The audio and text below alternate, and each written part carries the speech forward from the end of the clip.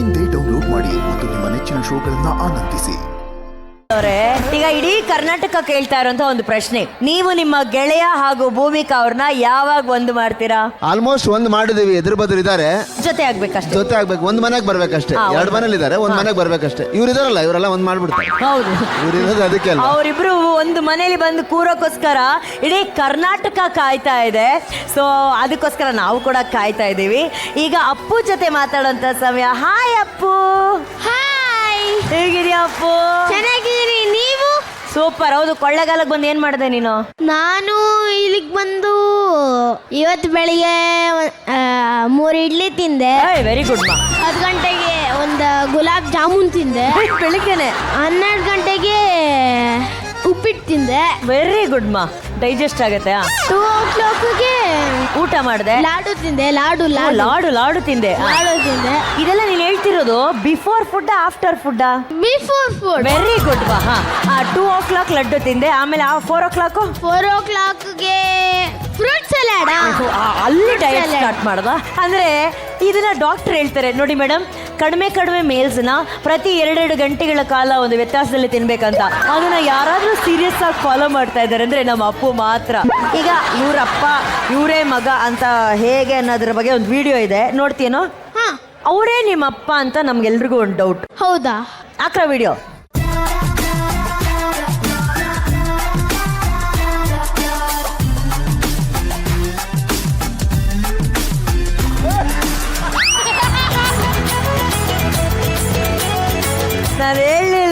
ನಾನು ಹೇಳಿಲ್ವಾ?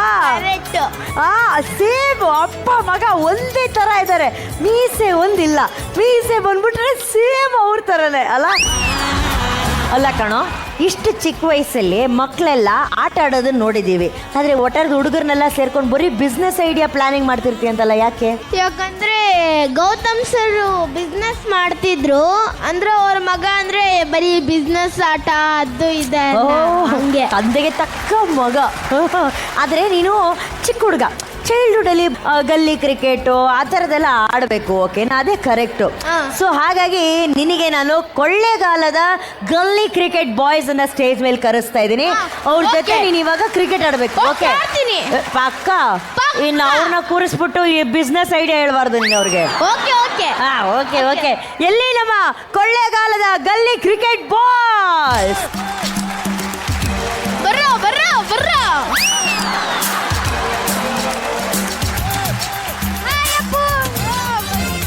ಎಲ್ಲ ಗಲ್ಲಿ ಕ್ರಿಕೆಟ್ ಬಾಯ್ಸ್ ಫ್ರಮ್ ಕೊಳ್ಳೇಗಾಲ ಇಲ್ಲಿದ್ದಾರೆ. ಈಗ ಬ್ಯಾಟಿಂಗ್ ನಲ್ಲಿ ನಮ್ಮ ಅಪ್ಪು ಇರ್ತಾರೆ. ರೆಡಿ? ಅಪ್ಪು, ನೀನು ನಂಬಿಟ್ಟು ನಾನು ಕೊಳ್ಳೇಗಾಲದ ಹುಡುಗರನ್ನೆಲ್ಲ ಕರ್ಸಿದ್ದೀನಲ್ಲೋ.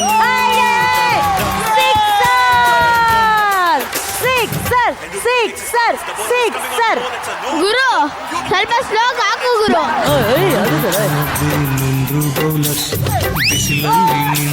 ನನಗೆ ಹೊಡಿದ್ಯಾ ಅಣ್ಣ? ನೋಡ್ಕೊಂಡು ಹೊಡಿರಲ್ಲ.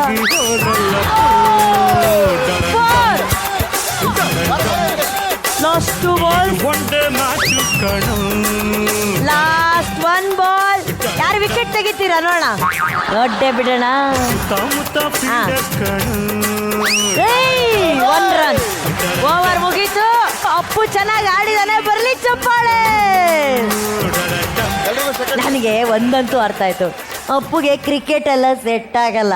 ಅವ್ನು ಸೆಟ್ ಆಗದೆ ಬೇರೆ ಆಟ. ಈಗ ಕೊಳ್ಳೇಗಾಲ ಬಾಯ್ಸ್ ಎಲ್ಲ ಮುಂದೆ ಬನ್ನಿ ಪ್ಲೀಸ್. ನೋಡಿ, ನೀವೆಲ್ಲ ಕಲ್ತಿರೋಂಥ ಬ್ಯಾಟಿಂಗ್ ಇದು, ಆದರೆ ಒರಿಜಿನಲ್ ಬ್ಯಾಟಿಂಗ್ ಏನು ಅನ್ನೋದನ್ನ ಈಗ ಅಪ್ಪು ತೋರಿಸ್ತಾನೆ, ಓಕೆನಾ? ರೆಡಿ? ತಗೊಂಬನ್ರ.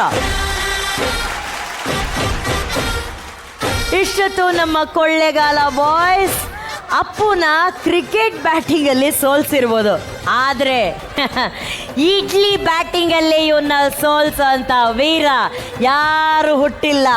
ಅಪ್ಪ, ನಿನ್ನನ್ನು ನಂಬಿ ತುಂಬ ಖರ್ಚು ಮಾಡಿ ನಾನು ರವೆ ಇಡ್ಲಿ ತಗೊಂಬಂದಿದ್ದೀನಿ ಕಣೋ.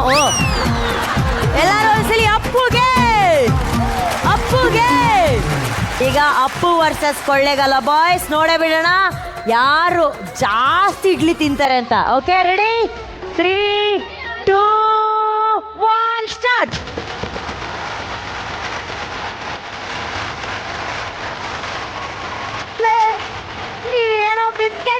ತಿಂತೀಯಾ ಇಡ್ಲಿಗಳ ಮಾತು ಅದು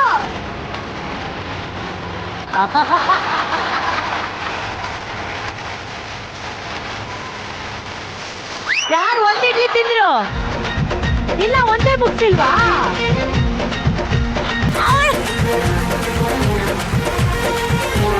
ಹಾ ಅಪ್ಪ ಏನಪ್ಪ ಒಂದ್ ಇಡ್ಲಿನೂ ಮುಗ್ಸಿಲ್ಲ ನೀನು ಹೆಂಗೈತೆ ಇಡ್ಲಿ ಆದ್ರೂ ಒಬ್ರು ಒಂದ್ ಇಡ್ಲಿ ಮುಗ್ಸಿಲ್ವಲ್ರು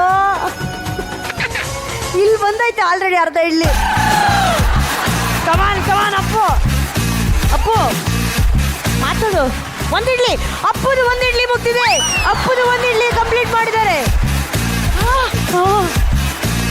ಮೆಣಸಿನ್ಕಾಯ ನೀನು ಸೋಲ್ಬೇಕಂತಾನೆ ಕಣೋ ಯಾರೋ ಮಾಡಿರೋದು ಮೋಸ್ಟ್ಲಿ ಅವನೇ ಪಕ್ಕದಲ್ಲಿದ್ದಾನಲ್ಲ ಅದು ನನ್ ಮುಂದೆ ಬಂದು ಧೈರ್ಯ ಇದ್ರೆ ನಿಂತ್ಕೊಡ್ರ last 10 seconds time 10 9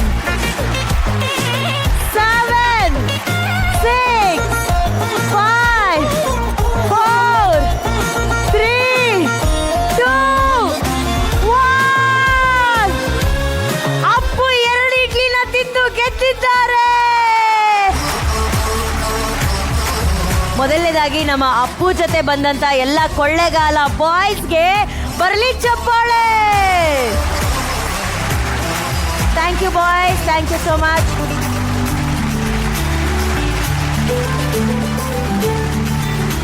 Anand sir ನೀವು ಕಲೆಯನ್ನು ಆರಾಧಿಸ್ಕೊಂಡು ಬದುಕ್ತಾ ಇರುವಂಥ ಕಲಾವಿದ ಈಗ ನಿಮ್ಮದೇ ಛಾಯೆಯಲ್ಲಿ ನಿಮ್ಮ ಮಗ ಕೂಡ ಬರ್ತಾ ಇದ್ದಾರೆ ಆ ಸಾಲಲ್ಲಿ ನಿಮ್ಮ ಮಗನ ನಟನೆಯನ್ನು ನೋಡಿ ಎಷ್ಟು ಹೆಮ್ಮೆ ಅನಿಸುತ್ತೆ ತುಂಬ ಖುಷಿ ಆಗುತ್ತೆ ಮೇಡಮ್. ನಾವು ಕಲೆನ ಪೂಜಿಸ್ತೀವಿ. ದಿನ ಬೆಳಗ್ಗೆ ಕಂಡುಬಿಟ್ಟ ತಕ್ಷಣ ನಾನು ಫಸ್ಟ್ ನೋಡಿದೆ ಡಾಕ್ಟರ್ ರಾಜ್ಕುಮಾರ್ ಅವ್ರನ್ನ. ಅಷ್ಟಿಷ್ಟ ನನಗೆ ಕಲೆ ಅಂದರೆ. ನಾವು ಪೂಜಿಸೋದಕ್ಕೂ ಏನೋ ತಾಯಿ ನಮಗೆ ಸರಸ್ವತಿ ಅನ್ನ ಕೊಡ್ತಿದ್ದಾರೆ.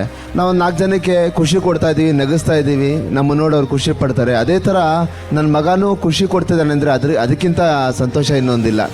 ನಮ್ಮನ್ನು ನೋಡಿ ಒಂದಷ್ಟು ಜನ ಅವ್ರ ನೋವನ್ನ ಮರಿತಾರಲ್ಲ, ಅದೇ ನಮ್ಮ ದೊಡ್ಡ ಭಾಗ್ಯ. ಅದರಲ್ಲಿ ನನ್ನ ಮಗನೂ ಪಾಲಾಗಿದ್ದಾನೆ ಅಂದರೆ ನನಗೆ ಇಂಥ ಮಗನ ಎತ್ತಿದ್ದು ನಿಜವಾಗ್ಲೂ ಪುಣ್ಯ ಅನಿಸುತ್ತೆ madam.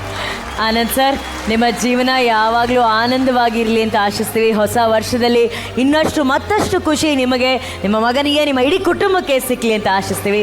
Thank you so much. And ಆದಷ್ಟು ಬೇಗ ಆನಂದ್ ಸರ್ ಅವರ ದಯೆಯಿಂದ ಅವರ ಗೆಳೆಯ ಹಾಗೂ ಭೂಮಿಕಾ ಅವರು ಒಂದಾಗಲಿ ಅಂತ ನಾವು ಆಶಿಸ್ತೀವಿ. Thank you Anand sir. Thank you Appu. Thank you. Happy new year. Bye. ಎಲ್ರಿಗೂ ಹೊಸ ವರ್ಷದ ಶುಭಾಶಯಗಳು. ಹ್ಯಾಪಿ